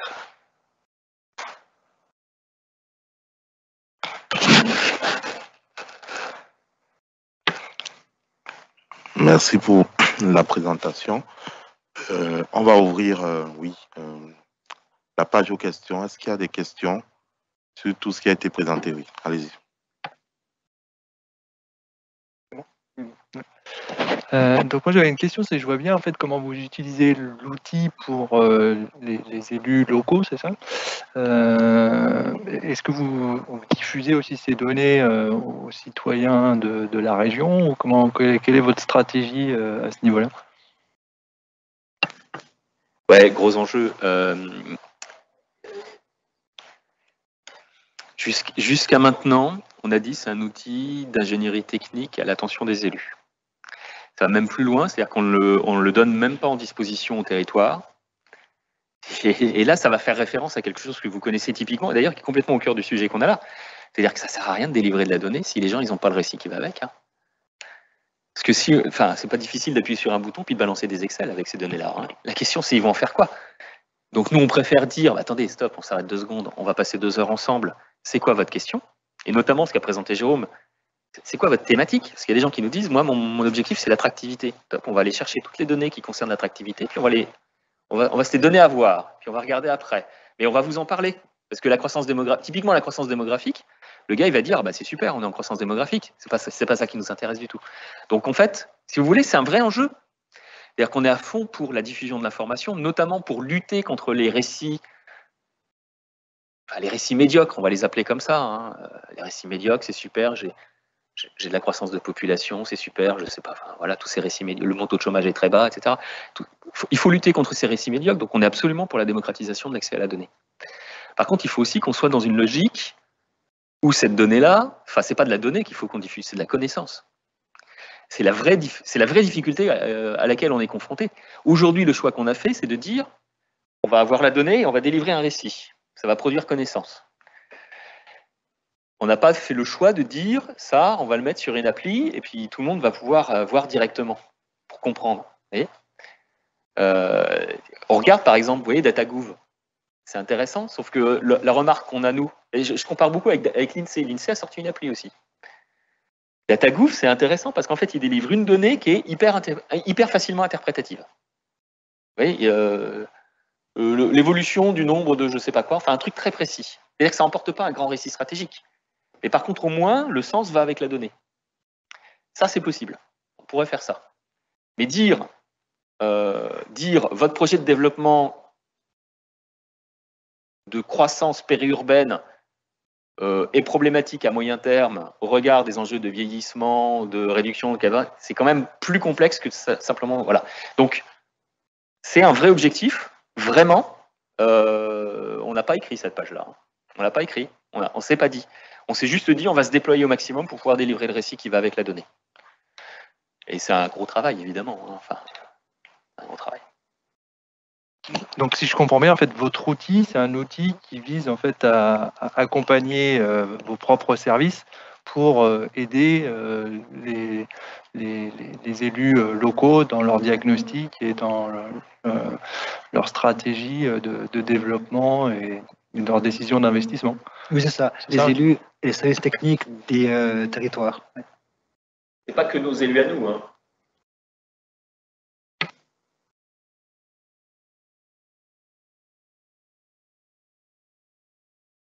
Autre question? Je veux bien dialoguer ou poser une question, mais je voulais savoir s'il n'y avait rien au niveau en distanciel sur le chat. Pour pas. Ok, très bien. Oui, je rebondis aussi sur ce que vient de dire Mathieu, mais aussi parce que bon, vous avez compilé un ensemble de récits, on pourrait dire comme ça. Hein, vous avez compilé un ensemble de récits, ce qui vous amène en fait à avoir peaufiné quel type d'indicateur pouvait alimenter ces récits. Et donc, du coup, vous les livrez aux élus ou à ceux qui vont pouvoir utiliser ça.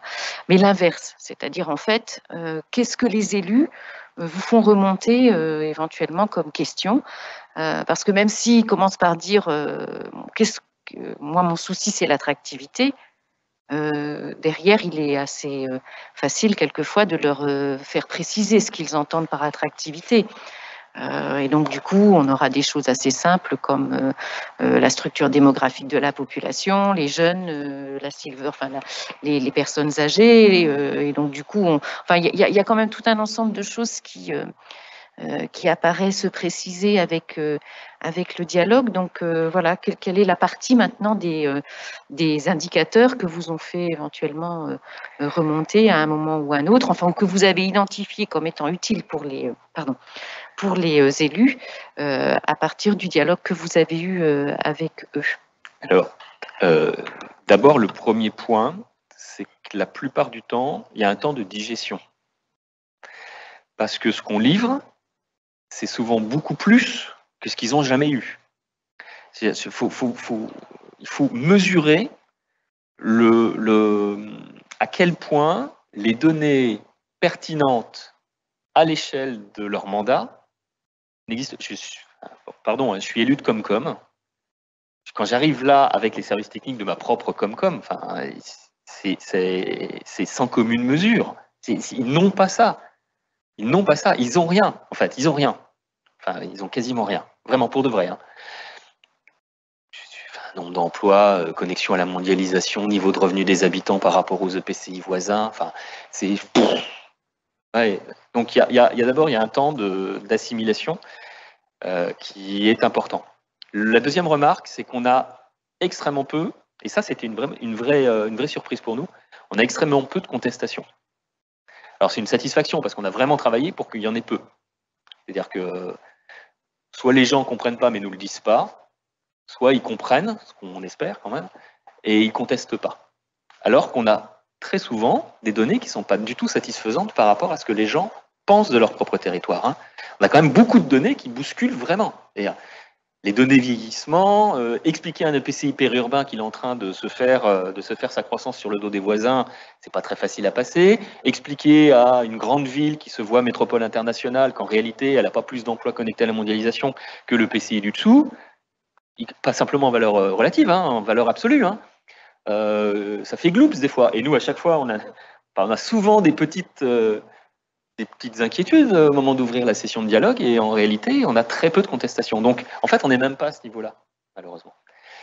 Et par contre, c'est plutôt nous qui sommes en critique. Alors, c'est pour ça aussi qu'on cherche le dialogue universitaire, c'est parce qu'en fait, on veut construire des critiques sur les données qu'on construit avant de produire du sens. Ça nous intéresse, si vous voulez, ce qu'on vous a montré, c'est-à-dire qu'en fait, il faut bien comprendre que le récit, enfin, notre façon de travailler le récit, elle est à la fois sur la consultation des élus, mais qui nous apporte assez qui jusqu'à présent nous apporte assez peu. Ça ne veut pas dire que demain ça ne va pas être le cas. Hein. Jusqu'à présent nous apporte assez peu. Par contre, construire les récits, c'est aussi faire des travaux statistiques, enfin un traitement statistique de ces données-là. Enfin, on en a parlé. Hein, voilà. Traitement statistique de ces données-là. Et puis travailler. Alors, par exemple, on pratique l'interview. On pratique l'interview de gens comme vous. C'est-à-dire, on allait voir Benoît Coquard, par exemple, parce que ça nous intéressait d'avoir son avis. On fait un petit travail sur les EPCI qui n'ont aucune croissance, aucun développement. Et donc, on va mettre du qualitatif. Et on va essayer de choper des informations. Alors typiquement, vous voyez, voilà. Une information qui vient d'une interview avec Benoît Coquard. Donc pour tout le monde, Benoît Coquard est un sociologue qui travaille sur les territoires en crise, et sur notamment la jeunesse des territoires en crise. Benoît Coquard, dans l'interview en qualitatif, il nous dit un truc. Sont des territoires dans lesquels les jeunes femmes sont plus diplômées et ne vont pas revenir. Et il nous dit, moi je pressens, je ne l'ai pas en quanti, mais je l'ai en quali, je pressens qu'on a des déséquilibres de genre dans les migrations résidentielles. Donc on est allé voir, on a trouvé des déséquilibres de genre dans les migrations résidentielles. Et là, vous voyez un petit peu le récit qu'on peut commencer à construire en direction de ces territoires-là. Alors disant, mais vous savez, alors les données ne sont pas super robustes parce que c'est que sur une année, etc. Mais sur les moins de 25 ans, quand on prend les 40 EPCI qui ne vont pas sur 100, il y a 40 EPCI en Bourgogne-Franche-Comté qui perdent des emplois et des habitants. Sur ces 40 EPCI-là, le déficit de jeunes hommes de moins de 25 ans est de 300 personnes et de 1300 jeunes femmes. Il y a un écart de 1000 individus de sexe féminin sur les moins de 25 ans. Je sors, je reviens. Migration, voilà. Solde migratoire des moins de 25 ans, hommes, moins 300, femmes, moins 1300. Ça raconte des choses quand même. Hein. Parce que lui, derrière, il nous explique en quali. Ah oui, ça raconte beaucoup de choses sur la difficulté de vivre en couple dans ces territoires-là, sur l'évolution du marché de l'emploi, sur l'évolution du marché matrimonial. Ouais, donc, ce n'est pas l'élu, en l'occurrence, c'est plutôt le chercheur à ce moment-là. Et on a trouvé que c'était une façon intéressante, effectivement, de travailler. C'est notamment, c'est intéressant. Donc, séminaire data SHS, c'est peut-être en lien avec la problématique qu'on évoque ici. C'est-à-dire que là, on a vu de l'intérêt à travailler avec du quali. Donc, on n'est plus sur de la data. On est sur autre chose, on est sur... voilà. On a vu de l'intérêt à travailler sur du quali parce qu'on ne serait pas allé chercher des données comme celle-là si on n'avait pas d'abord eu quelqu'un qui nous disait « Regardez, allez donc gratter de ce côté-là parce que ça m'intéresse. » Voilà. Donc cette question de quali, effectivement, peut-être les élus peuvent nous le ressortir. Les élus ressortent assez peu. La commande des élus, pardon, je suis très long. La commande des élus, par contre, c'est « On fait quoi ?» Alors ça, par contre, c'est extrêmement exigeant vis-à-vis de nous. Parce qu'il ne suffit pas de dire « Vous êtes en train de vieillir ». Le territoire est en train de vieillir ou les jeunes femmes sont en train de se barrer de chez vous. La question, c'est d'accord, mais on fait quoi, jeune homme? Voilà, donc ça, c'est un autre pan de notre travail. Mais typiquement, vous voyez un petit peu où on veut en venir, c'est qu'à un moment, il va falloir qu'on se pose des questions sur les barrières qui sont posées aujourd'hui aux politiques territoriales. C'est-à-dire qu'on commence à voir poindre des choses. Mais ces choses-là, on commence à les voir poindre au-delà du contexte réglementaire. On a des réflexions sur le droit de l'urbanisme commercial aujourd'hui. Juste un exemple, enfin, pour illustrer le propos, je vais arrêter, mais si on fait le constat qu'il y a un déséquilibre entre les emplois de proximité et les emplois connectés à la mondialisation dans un territoire. Grosso modo, il y a des carences d'emplois connectés à la mondialisation. Je vais prendre l'exemple d'un EPCI que je nommerai pas, ce sont des vrais chiffres, donc 88% des emplois sont des emplois de proxy, donc assis sur des besoins d'une population locale. Sauf que dans les 20 ans qui viennent, il y a 10% de croissance, il y a 10% de perte d'emploi prévue. De la démographie. Pardon, excusez-moi. 10% de la démographie qui va. Donc je la refais simplement telle que je l'exprimerai à l'élu. Quasiment 90% de vos emplois sont assis sur les besoins d'une population qui va baisser de 10% dans les 20 ans qui viennent. On fait quoi, jeune homme? Bah, soit vous faites venir de la population, mais on en parle, soit vous faites le pari de reconnecter votre appareil économique à la mondialisation, parce que ça ne dépend pas de la démographie. Alors, il va falloir mettre des gens dans l'usine, on est d'accord, mais ça ne dépend pas de la démographie, c'est-à-dire votre clientèle, elle sera à l'extérieur. Si vous voulez qu'on regarde maintenant la croissance de la classe moyenne en Inde, à qui vous pourriez vendre des produits, il n'y a pas de problème. Le marché, il est là. Il faut aller toucher le marché, et voilà, donc ça ne dépendra pas de votre démographie. Enfin, vous voyez, typiquement, le genre de réflexion. Donc derrière, sauf que c'est pas possible, parce que vous nous dites que zéro artificialisation nette, on n'a plus le droit d'artificialiser. Et c'est là où on questionne quelque chose qui n'est pas dans notre périmètre d'intervention. On questionne le droit d'urbanisme. Aujourd'hui, il n'y a pas de distinction. Quand vous artificialisez une zone d'activité, l'élu ne distingue pas s'il s'agit d'économie de proxy, grosso modo mettre des grandes surfaces ou mettre des commerces alimentaires moyens, enfin voilà, ou s'il s'agit d'emplois connectés à la mondialisation. Nous, une des précaux qu'on pourrait sortir, mais alors évidemment, on sort de notre métier. On sort de notre métier, mais une des précaux, c'est de distinguer dans le droit de l'urbanisme les activités connectées à la mondialisation, pour lesquelles il me paraît absolument nécessaire de pouvoir continuer à artificialiser. Là, j'ai dit je, hein, d'accord. Et parce qu'aujourd'hui, les zones d'activité qui sont périurbanisées, enfin, regardez quoi, c'est des activités de proxy. On n'artificialise pas pour faire du développement éco, on artificialise pour changer la nature de l'économie l'économie de proximité pour tout le monde, pardon. Hein. L'économie de proximité, c'est 23 emplois pour 100 habitants à l'échelle de tous les départements de France à peu près. Alors, on va faire à peu près, hein, d'accord. Et ça ne bouge pas. C'est-à-dire que quand il y a un EPCI qui a des croissances d'emplois sur l'économie de proximité, c'est qu'à côté, il y a un EPCI qui a des pertes. C'est un jeu à somme nulle à l'échelle d'un département. Okay, donc quand on artificialise pour faire de l'économie de proximité, on artificialise quelque chose qui va générer des dents creuses ailleurs. Un décathlon, quand un décathlon ouvre, ça ferme des sports 2000 dans les villes moyennes. Quand un Ikea ouvre, ça ferme des Monsieur Meubles. Je ne sais même pas si ça existe encore, Monsieur Meubles, enfin bref. Ça ferme, voilà. Parce qu'on ne vend pas plus de meubles parce qu'il y a un décathlon, on ne vend pas plus de godasses parce qu'il y a un décathlon ou de meubles parce qu'il y a un Ikea. On les vend juste à un autre endroit. Voilà. Donc l'économie de proxy, ça n'a rien à voir, si vous voulez. L'enjeu d'artificialisation, quand on parle d'économie de proxy ou quand on parle d'économie internationale, ça n'a juste rien à voir. Sauf que personne ne fait cette distinction-là. Tout le monde dit, vous allez nous empêcher de nous développer. Si tous, on s'arrête 2 secondes et on se dit, attendez, on va artificialiser si jamais il y a une usine qui vient. Mais par contre, si c'est pour mettre un Ikea ou un Decathlon, on ne va pas artificialiser. On va se le dire entre nous. Si on se dit ça, si ça se trouve, on tombe d'accord. Voilà. Donc vous voyez, mais typiquement, faut se le dire très clairement, on n'est pas dans des précaux qui rentrent tout dans le cadre. Mais après tout, c'est là aussi où ça peut être intéressant. Vous voyez la limite de notre boulot à nous et l'intérêt d'un boulot comme le vôtre à ce moment-là, parce que ce message-là, on n'est peut-être pas dans notre cadre quand on le défend. Par contre, vous l'êtes beaucoup plus. Vous l'êtes beaucoup plus potentiellement. Est-ce que vous pouvez produire des stats, ou des informations, des données sur les espaces à réartificialiser? Là, oui, Joseph va encore partir dans des... Oui, oui, parce que en fait, c'est un petit peu ça, quoi. Il y a à la fois des espaces qui ont été désartificialisés. On peut éventuellement faire de l'activité agricole, tout un ensemble de choses. Hein. L'agriculture urbaine est à le vent en poupe, par exemple. Mais il y a peut-être d'autres espaces qui sont pour l'instant en déshérence et qui sont simplement non artificialisés parce que ils sont en friche au sens naturel du terme, quoi. Et donc ça, c'est dans la loi ZAN, zéro artificialisation nette. Est-ce qu'il est prévu? Qu'est-ce qui est prévu pour ces espaces-là? Alors, déjà, c'est de les connaître. Les friches, c'est une vraie question. Il y a les friches industrielles et aussi les friches résidentielles, hein, dont on parle moins, mais il y a aussi une question de friches à traiter. Souvent, enfin, ça coûte moins cher de construire, autre part que sur une friche, mais ça, tout le monde le sait. Mais du coup, avec le ZAN, il y aura les territoires vont être tentés, enfin, en tout cas, de valoriser ces friches pour soustraire,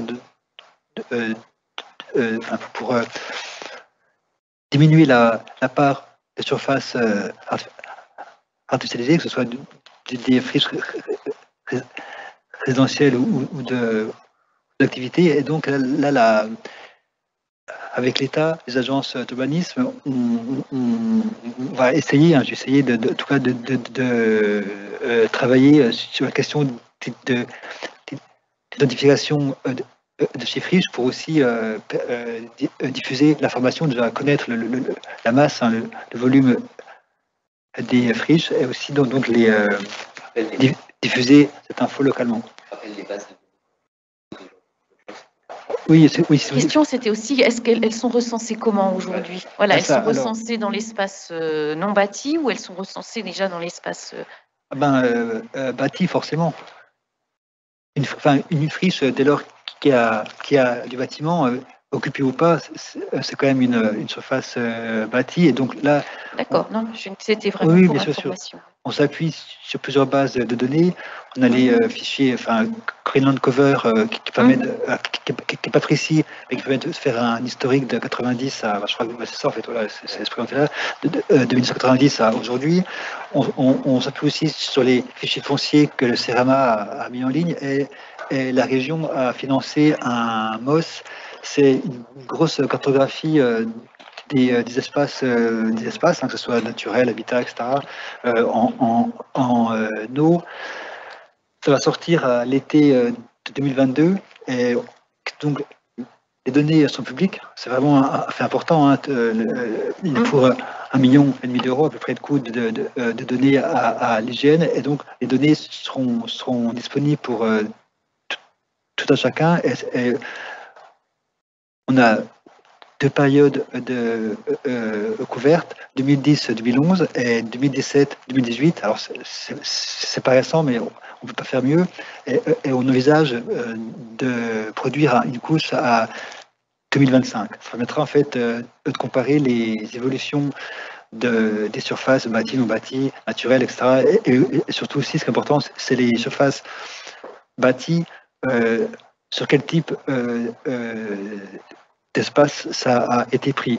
Terre agricole, forêt, autres friches, voilà, ça permettra vraiment de suivre ça.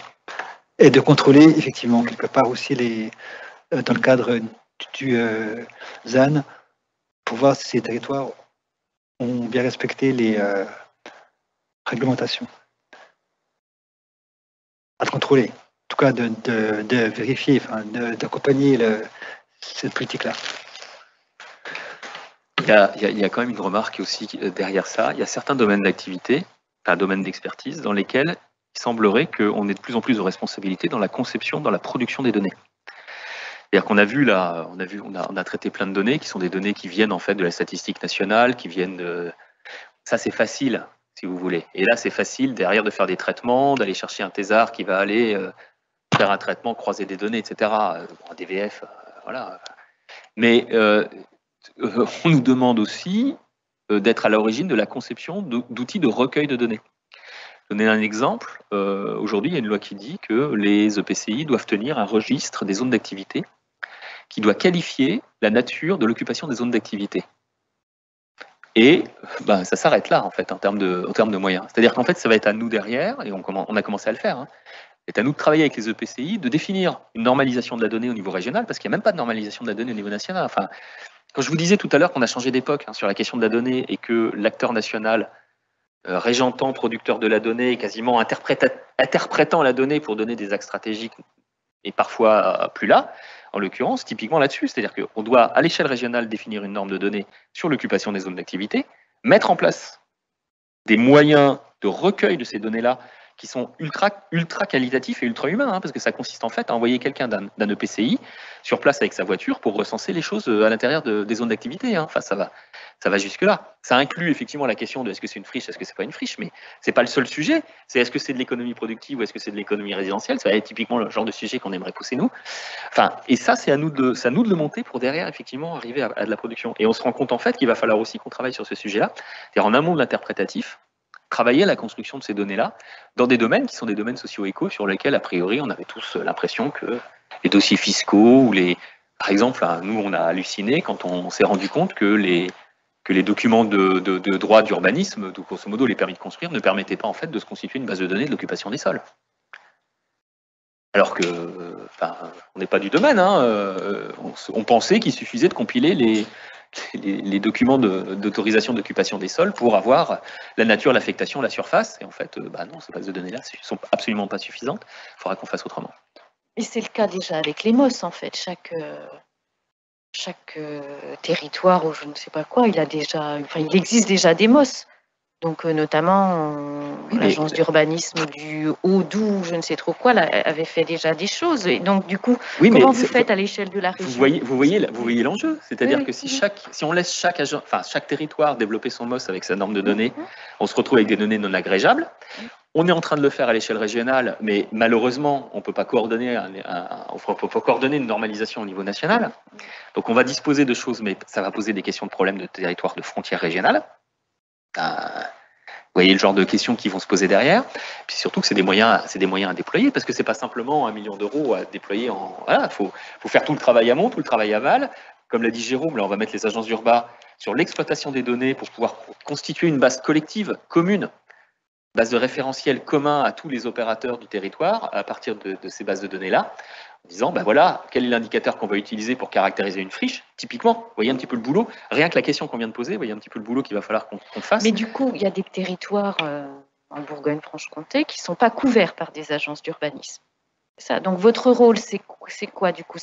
Notre rôle, c'est de produire la norme et produire le process par lequel on couvrira tout le territoire.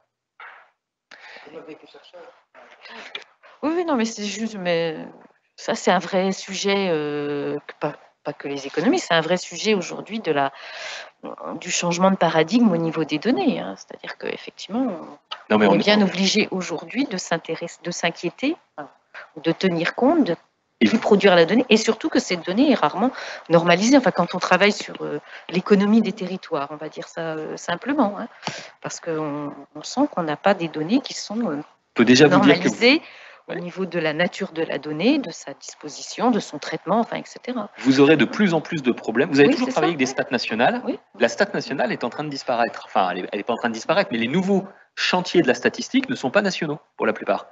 Vous allez vous retrouver, un des gros enjeux de votre problème en observation territoriale, ça va être d'agréger des données régionales à un endroit et des données régionales à un autre. Et encore, si toutes les régions font le boulot. Parce que c'est pas certain. Après, sur les agences d'urbain, il ne faut pas être si inquiet que ça, parce qu'en fait, les agences d'urbain travaillent toujours au nom des collectivités locales. Parce qu'en fait, la loi donne aux collectivités locales une forme de responsabilité. Les agences d'urbain sont que le bras armé de collectivités locales. Donc nous, on revient à la source.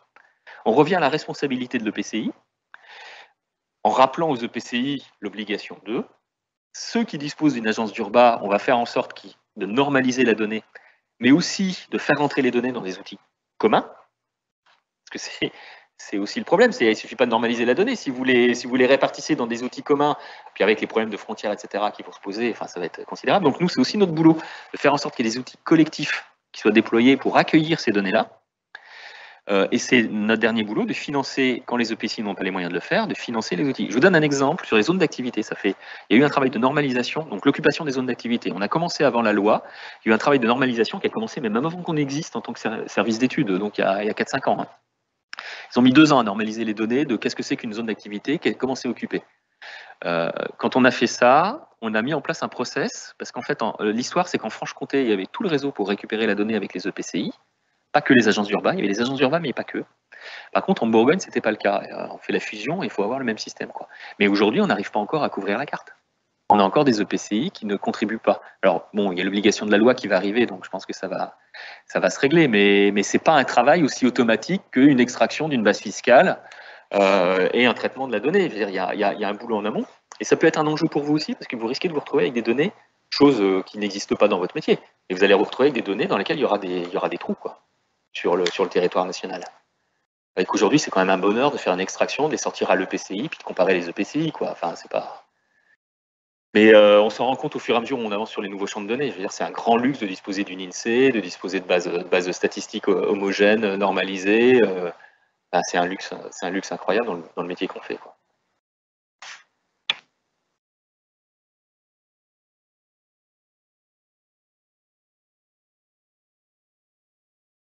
Merci à vous. On espère qu'on bossera. Oui, professeur comme doctorant, hein, Ah oui. c'est pas... ou étudiant. Il va y avoir des bourses CIFRE qui vont être financées par la région, parce que des sujets, on n'en manque pas. Hein. Entendez bien. Enfin, non, mais ça peut être la conclusion, parce que moi j'entends ce que vous dites. Nous, on exprime la même chose. On a commencé il y a 3-4 ans. On n'était que 2, on n'avait pas de budget, et notre budget était pris à 100% par des... En fait, on nous a donné des budgets avec les moyens de les dépenser, enfin, avec les gens à qui on devait les donner en même temps. Donc en fait, on n'avait pas de budget. Voilà. On en a assez à 2. Voilà. On est en train, peu à peu, si vous voulez, de faire une démonstration d'intérêt et une démonstration de capacité. Il fallait quand même faire ses preuves. Voilà. Donc, il faut vraiment, on vous le dit, il faut le regarder d'une façon... on n'a pas de contrainte, enfin, on n'a pas de possibilité nouvelle aujourd'hui, mais vraiment, je pense que la prise de conscience, ça commence quand même à se faire.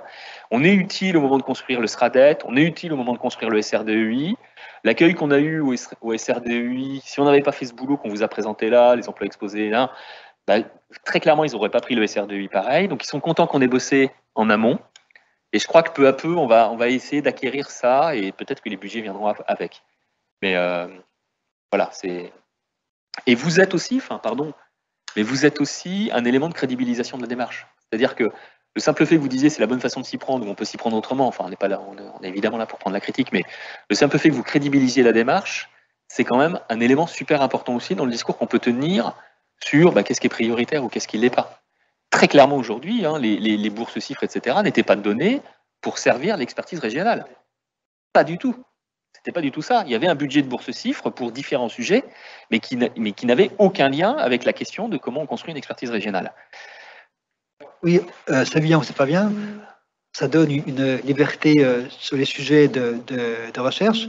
Si demain, le risque, on nous donne, enfin, on a le droit, alors je caricature évidemment, hein, si on a le droit de veto sur les financements en région sur la recherche, ça va peut-être pas forcément, enfin, on risque d'orienter la recherche sur des sujets qui nous intéressent et financer un peu moins des sujets qui nous préoccupent moins. Donc il faut trouver le curseur aussi hein, entre les objectifs de la direction de la recherche qui tient les financements, et c'est très bien, de la recherche publique en BFC, et donc qui attribue des bourses CIFRE, des financements labo, et nos besoins qui sont totalement coupés, hein, nos besoins et nos ressources financières qui sont vraiment déconnectés de cette politique publique de la recherche. On peut peut-être essayer de faire des passerelles, je ne sais pas si c'est bien ou pas en fait, si c'est souhaitable ou pas. C'est...